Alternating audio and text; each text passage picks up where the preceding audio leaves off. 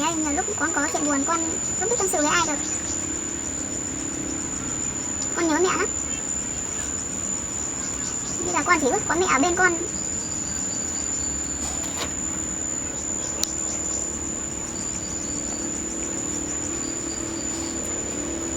Mẹ ơi, đến giờ này con vẫn chưa tìm được bố. Sao bố lại không về tìm con?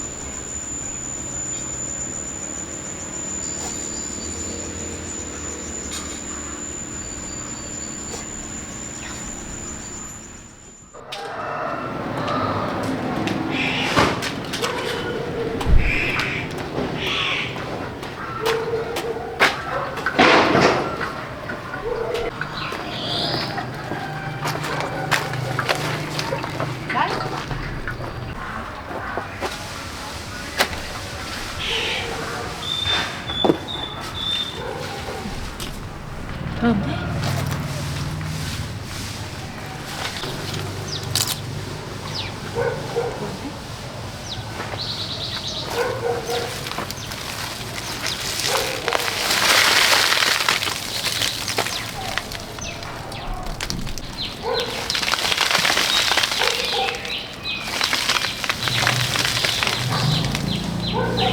Thơm thế.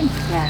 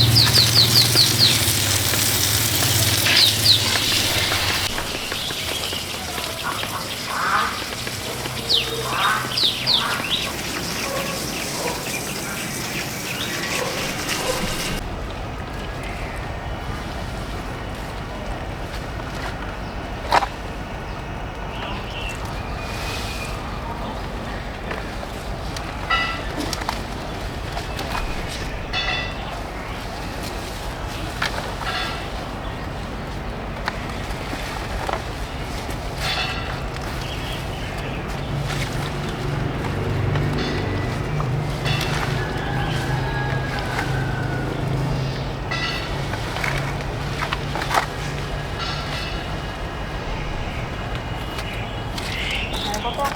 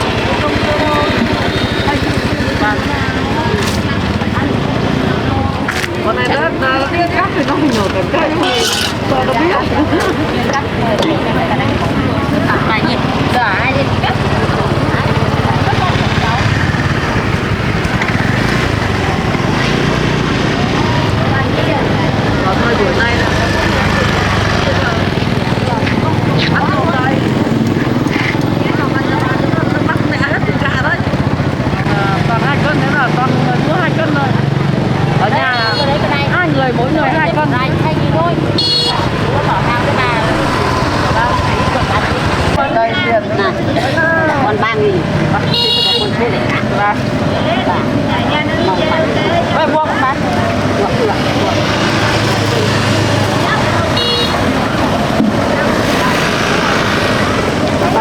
Đây thế này à? Được rồi đây.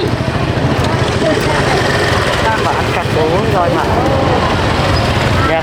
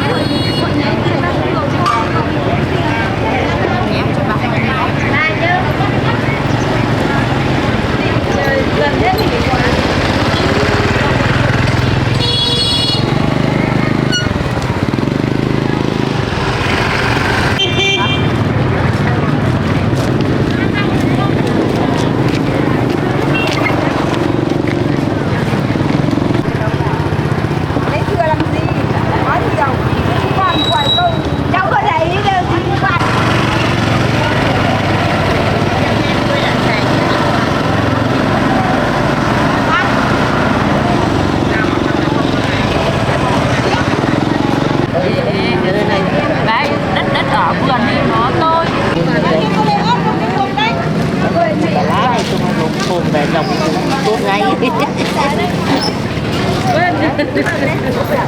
sợ bán 10 bó có tầm có một hai nhanh thôi dòng này mà nó giống này là kiếm thôi từ đá xào gạo ngon cái bài gì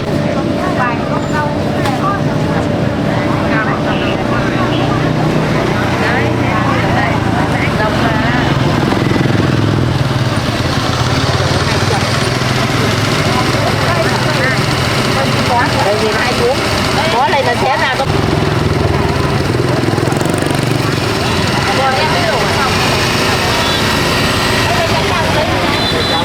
bé à đấy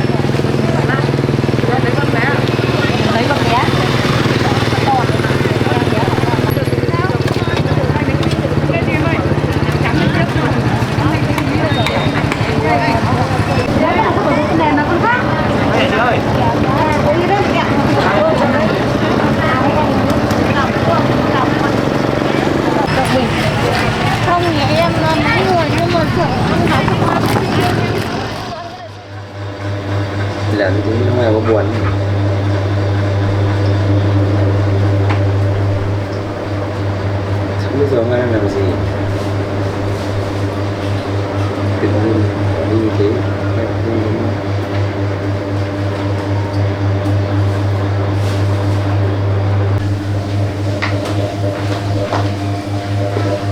Đấy, mẹ ăn nào con? Con vừa về lúc mẹ vào ốm nhá. Ăn đỡ rồi, Vân giàu. Đỡ nơi. Ốm đau thế khỏi rồi.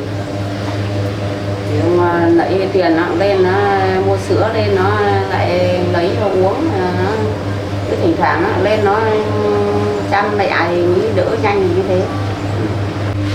Tuyền ai lên đây thế hả? Nó lên đều. Thấy mẹ ốm thế nó cứ lên đều, nó cứ lên nó lại mua sữa rồi mua hoa quả cho mẹ ăn. Thế mẹ mới nhanh hồi phục thế chứ không nói một mình ở nhà thì có mà không dậy được. Bảo Tuyền lên ít thôi, con không thích đâu. Không thích nhưng mà giờ con không về thì nó không lên chăm mẹ thì để mẹ nằm liệt giường đấy. Nào bảo Tuyền lên phiền hàng ra làm gì? Có gì mẹ điện cho con làm sao mà. Đây lần mẹ điện này có nghe máy đâu. Lúc cho con bận con không để ý điện thoại, con không biết. Không biết cái gì. Mẹ điện bao nhiêu lần thì không nghe điện. Thế bây giờ thì tốt nhất là thu xếp về mà ở với mẹ. Nếu mà mày mà không về thì mẹ bảo Tuyền lên đây ở hẳn với mẹ. Sao lại bảo Tuyền lên đây ở? Thì mày không về thì mẹ chả bảo nó lên đây ở. Lên đây ở thì có mẹ có con thì nó còn vui. Nó còn nấu nướng cho mẹ ăn. Bây giờ mày cứ đi biển biệt mày không về thì để mẹ ở nhà thì chết khổ. Để con đón Hoa về nhé. Không, Hoa tao không thích. Sao không thích? Đã bảo không thích là không thích. Không thích. Hoa nó phải... Alo, bác. Bác để em xem. Thôi cái chuyện đấy không nói nữa, nói gì nhiều cái chuyện đấy. Con là đau cả đầu. Thế mày vẫn đi lại với Hoa? Đấy là việc của con, mẹ không phải lo cái vấn đề đấy. Mẹ đã bảo như thế rồi mà vẫn cố tình lén lút đi lại với nó.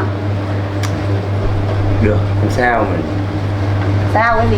Thôi chuyện đấy là chuyện sau, mẹ không phải suy nghĩ nhiều lại ốm ra đấy. Ăn cơm chưa? Mẹ chưa, mẹ giờ mình đang chuẩn bị đi nấu, thì giờ ở nhà ăn cơm với mẹ. Thôi mày ăn nấu ăn thì con đi việc. Lại đi đâu giờ trưa rồi, không ở nhà ăn cơm với mẹ lại còn đi đâu? Đi có việc. Chúng mẹ cứ về đi nghỉ ngơi cho khỏe đi, xong mình nấu cơm ăn cơm nhé. Con đi có những việc. Xong rồi con về thăm mẹ sau. Suốt ngày đi mẹ ở nhà thì không trông con thì cứ đi suốt ngày. Còn công việc đi trông nom. Không biết có làm hay là cứ đi suốt ngày đi chỗ ôn hoa. Thế vậy nhá, mẹ đưa xong bán cơm con đi đây. Ơi.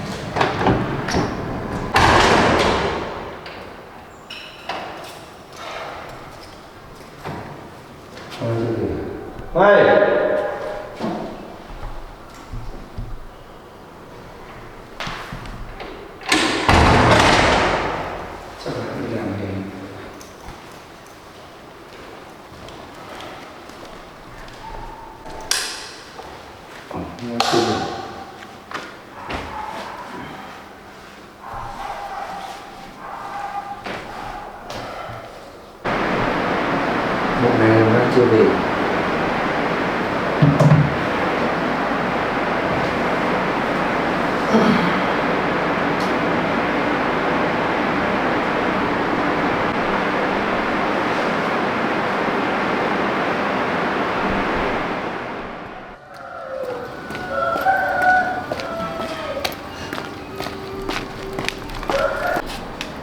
Tuấn đã về sao?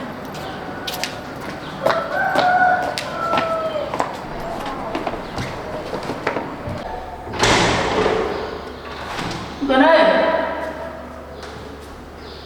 Tuấn ơi! Đi đâu vậy? Ở trong phòng sao?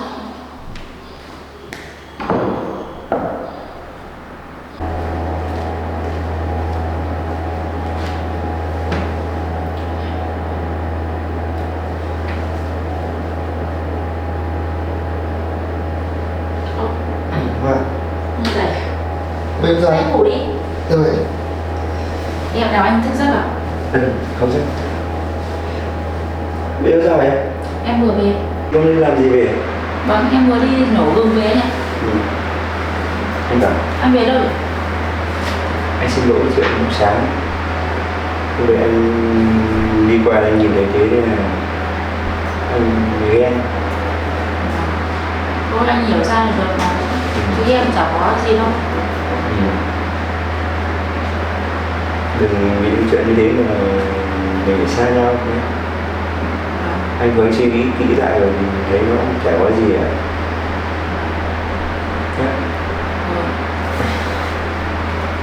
Thế Thái đó.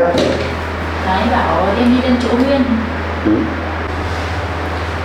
Em mong là anh nghĩ và sẽ hiểu em. Tại vì cái lúc đấy là anh đấy là chỉ nói thôi. Chắc là cũng mắt cũng nhìn cứ liếc đưa em nhưng mà kiểu cũng thích thích. Nhưng mà em có anh thôi, có mình anh thôi mà. Thế là rồi anh ấy thế nào em cũng không đồng ý đâu. Anh yên tâm nhé. Của anh nên em suy nghĩ kỹ lại, em suy nghĩ là thôi cái chuyện như thế thì chả có gì đâu, tin tưởng em. Và em cũng chỉ muốn anh là cũng là phải hiểu em với cái thứ.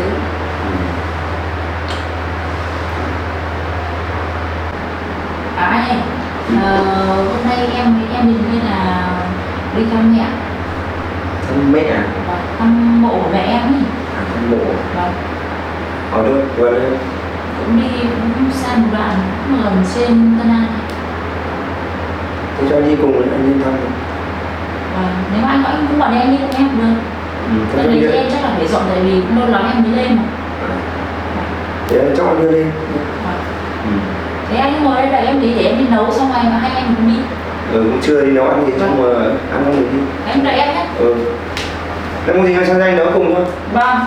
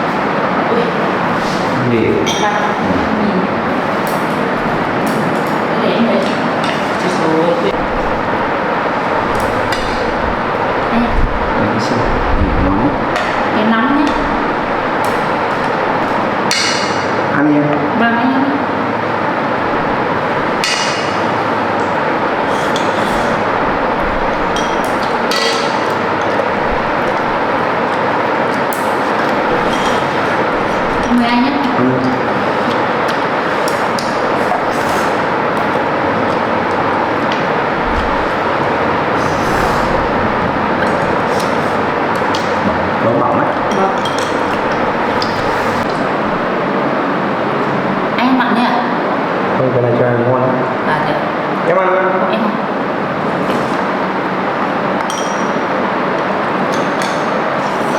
Cho này ăn ngon. em ăn nhạt lắm. Cái này có mặn không?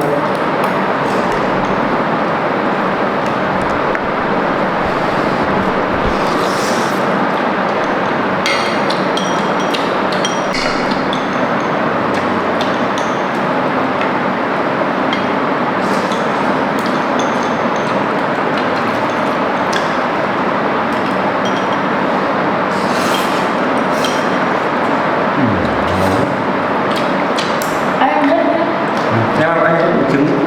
Thôi em không? Đấy. Thôi em no rồi. Đấy, anh hấp cho. Anh cứ để cho em ăn nhiều này. Ngọt quá. Ăn đi có sức mà làm. Ăn đi nhé. Em cho rồi. Ăn đi đấy. Thì em chỉ ăn thế thôi ạ. Ngọt quá. Đây trứng mình cũng ăn. Em ngọt.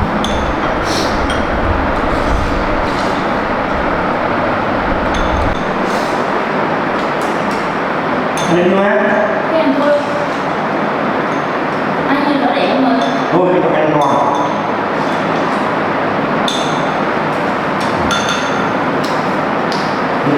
Cái mông này anh em đi bây giờ sướng. Anh cứ để em đi để em dọn cho em này. Chọn đồ đi.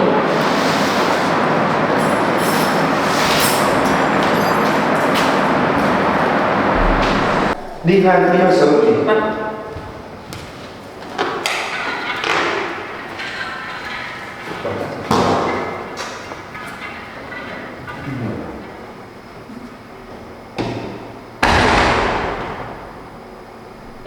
cái đồ kia.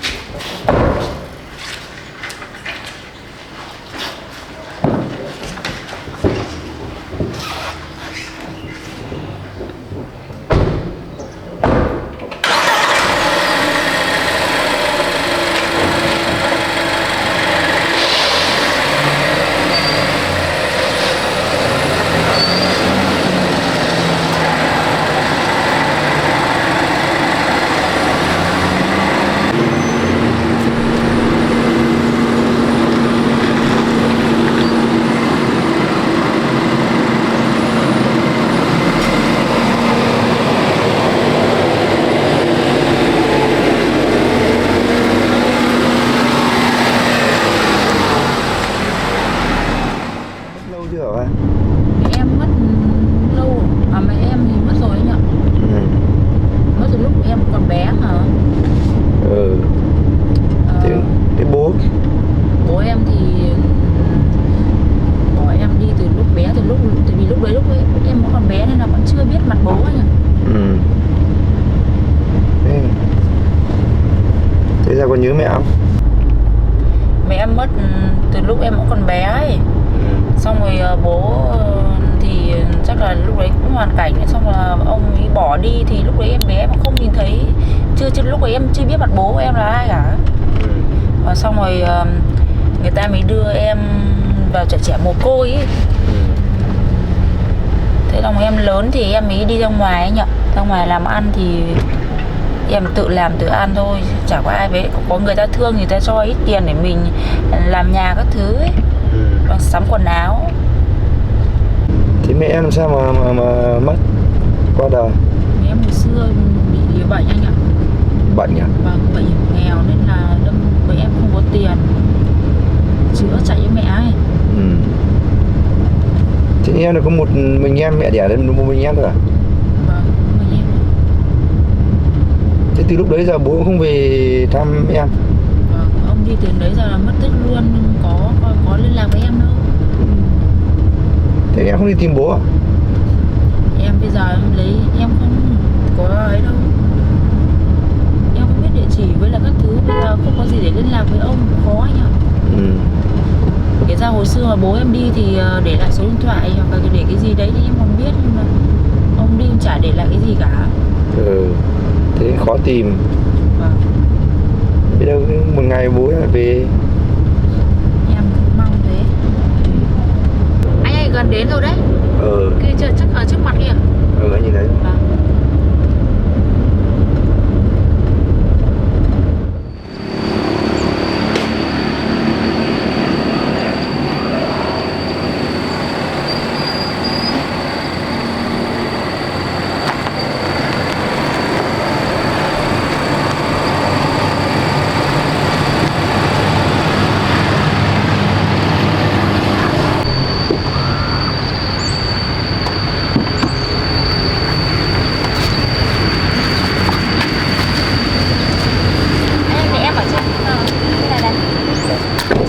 Mình đi bộ lên một đoạn em cầm đồ đấy.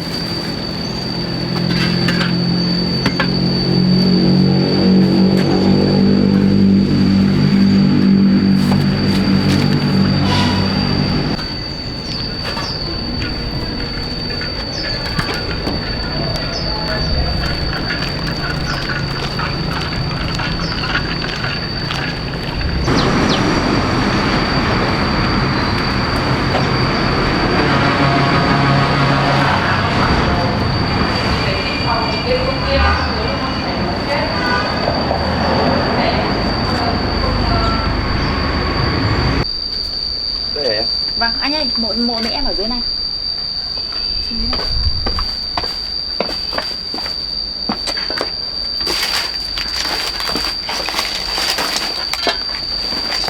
Ui giời.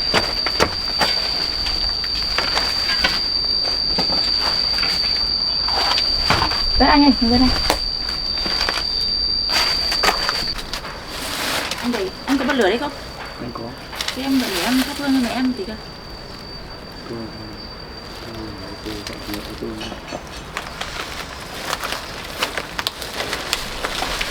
Em lông lên nhiều cỏ quá anh ạ. Thỉnh thoảng phải lên ấy cho mẹ. Vâng.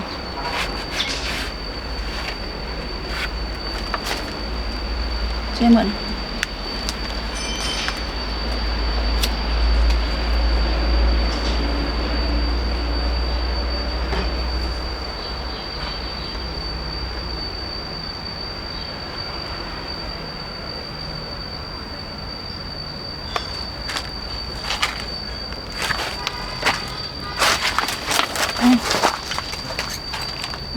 Anh tắt em mấy trong mấy ngang bên nhé.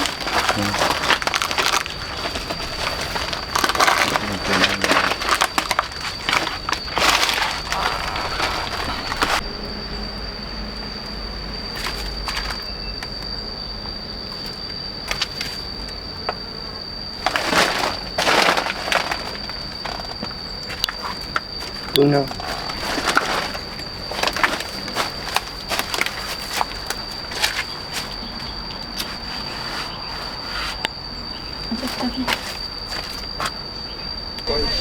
Khai trương cái dự án này. Khai trương dự án.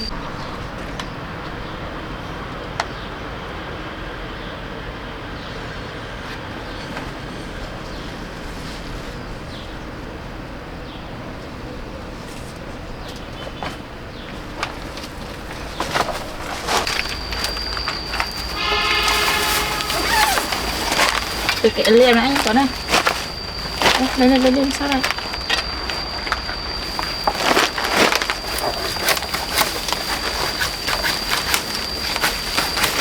Dạ.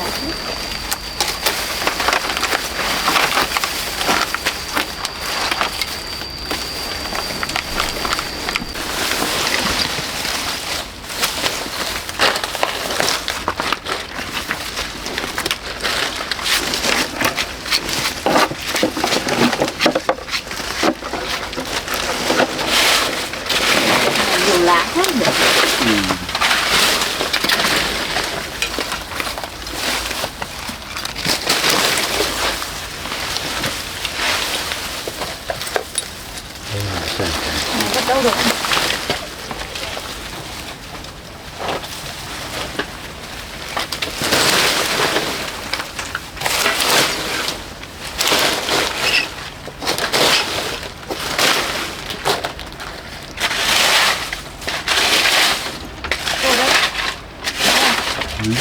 Tô bùi.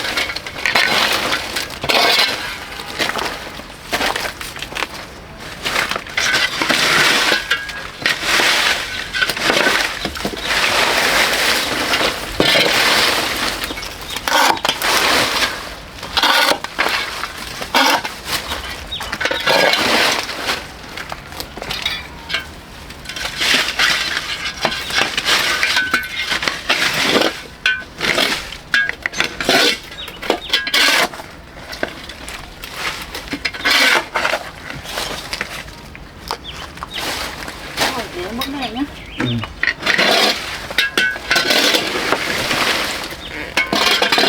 Ngọt xanh cưng không đổ ở đâu.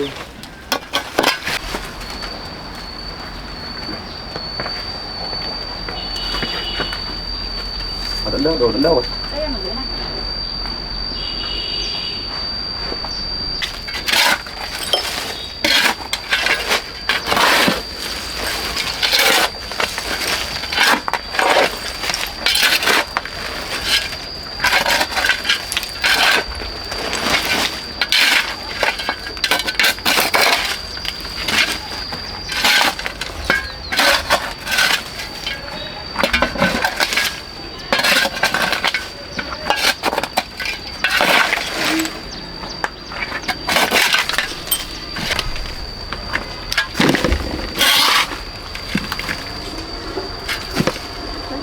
Chắc là chỗ đây thoát đi được. Vâng. Đây là mộ vô danh đấy. Dạ. Hai cái mộ đấy là mộ vô danh. Vâng. Quay.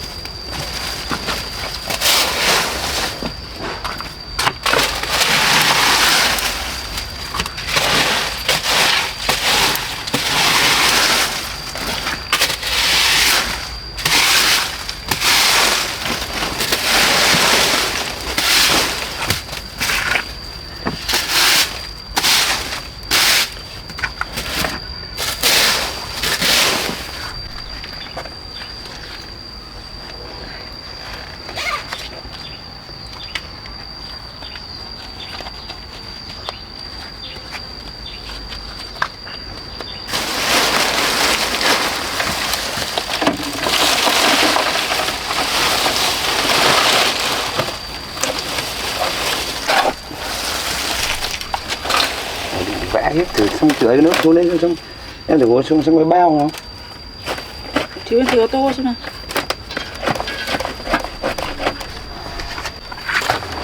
Anh ơi, vừa em hỏi được cái bao này. Cho mẹ bao. Vâng, cho bao nó nhanh.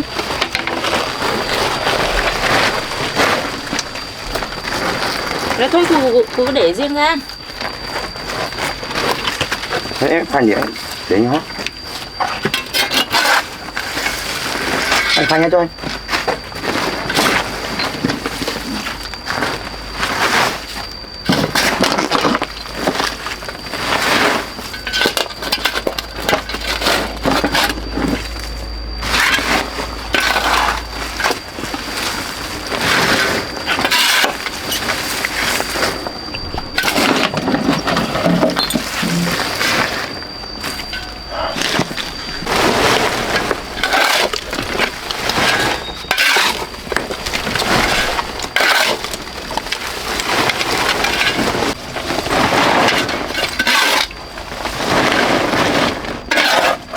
May quá có anh không thì mình em biết chọn lúc nào xong anh ạ.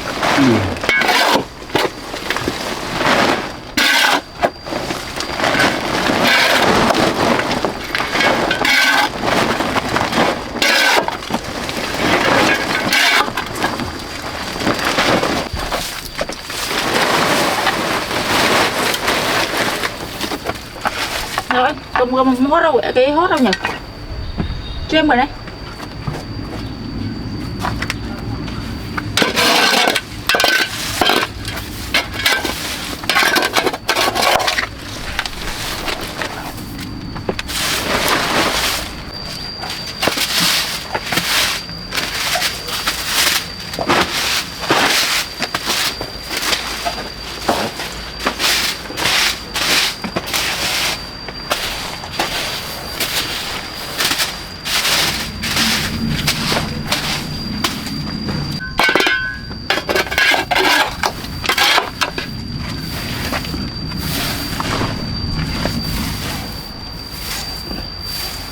Này, em bỏ vào đây.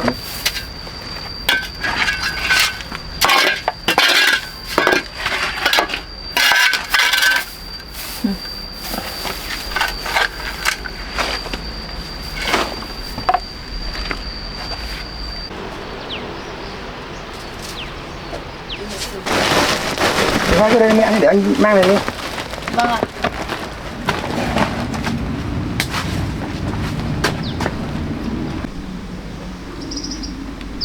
Mẹ ơi, con nhớ mẹ lắm. Mẹ ở dưới đấy mẹ có nhớ con không?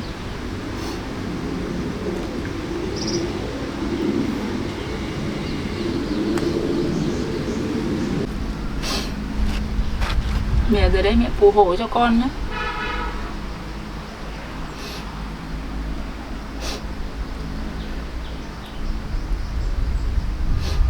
Ở dưới đấy mẹ có buồn không? Mẹ ở dưới đấy có buồn không? Con ở trên này vẫn sống vẫn tốt mẹ. Vừa rồi con mới nhận thêm một người em mẹ. Em đấy cũng hoàn cảnh như của con ấy. Giờ con đón em đó về để hai chị em chăm sóc với nhau. Thế thỉnh thoảng con ra chơi với con thì hôm nào con dẫn em nó ra thăm mẹ nhá. Mẹ ơi, nhiều lúc con có chuyện buồn con không biết tâm sự với ai được. Con nhớ mẹ lắm. Bây giờ con chỉ ước có mẹ ở bên con.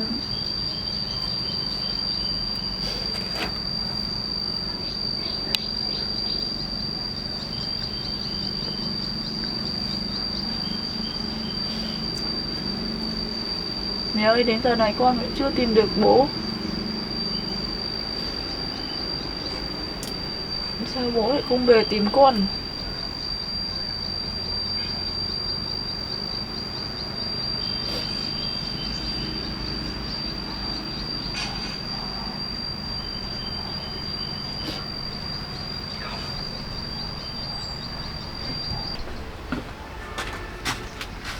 Vai. Vai. Hả? Sao ấy? Anh. Em không biết tự nhiên thì em ngủ thiếp đi mẹ mơ gặp mẹ nha. Mưa gặp mẹ à? Vâng, mẹ về. Mẹ bảo gì không?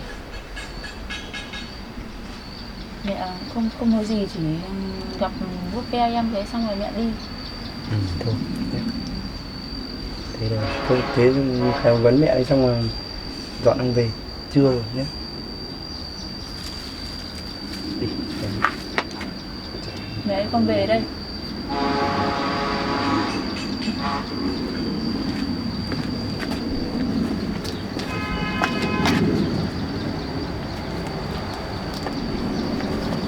Con xẻng cái tính đấy.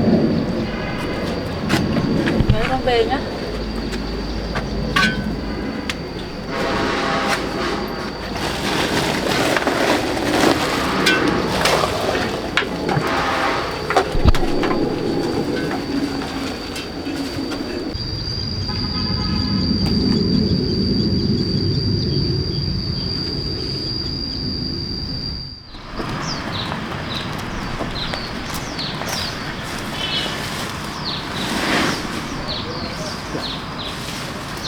Đấy.